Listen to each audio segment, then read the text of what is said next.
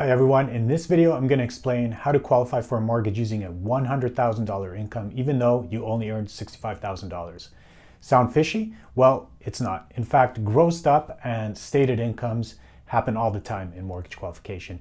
It's just that in many cases, the applicant, you, simply have no idea how the bank underwriters are determining your qualifying income.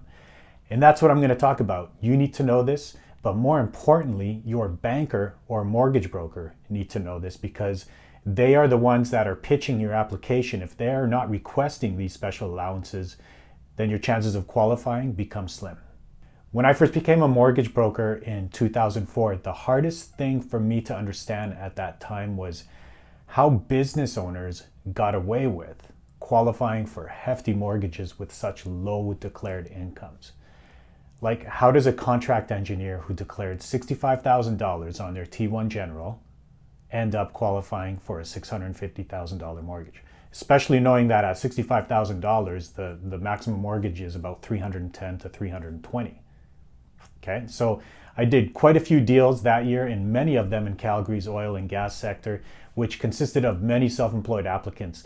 And it wasn't until about my third year that I started to comprehend how someone who earned $65,000 could use $100,000 as qualifying income.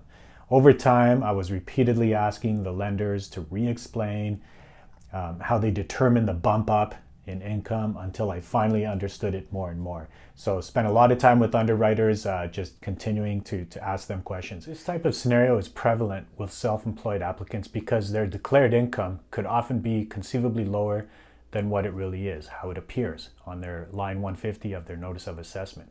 This is mainly the result of the various expenses that business owners claim to reduce their taxes payable.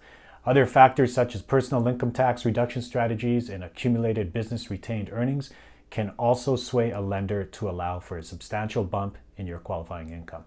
The amount of the income spike varies with the particular lender and their program policy. Here are the main income boosting qualification policies for self-employed applicants in abbreviated and general terms. Number one, the gross up guideline. Gross up your 2-year average declared income by as much as 25%. For example, a $73,000 declared income in 2018 plus a $75,000 declared income in 2019 equals a qualifying income of $92,500. Number two, the stated income guideline. An example of stating an income could be when your declared income on your notice of assessment shows $65,000, for example, but after reviewing the statement of business activities, which can be found within the T1 Generals, and in some cases further reviewing the business financials if they are available, the lender could then potentially conclude with a much higher qualification income than you anticipated. And the final qualification income boost for self-employed applicants is what's known as a 3-month annualized bank statement guideline. And this is a summary, or simply as the title implies, annualizing a 3-month run of consistent bank deposits in your business to determine a projected annualized income. For example, let's say your business has received monthly deposits of $15,000 for at least 3 months.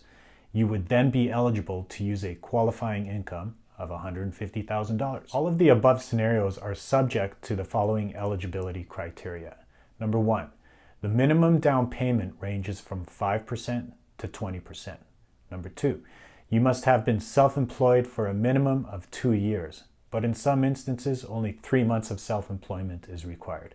And lastly, you must have at least 25% ownership interest in your business. So you could have a corporation with several shareholders or a partnership, but as long as you are at least 25% shareholder, you'll be eligible. Thanks for tuning in, and don't forget to subscribe for more valuable mortgage qualification tips.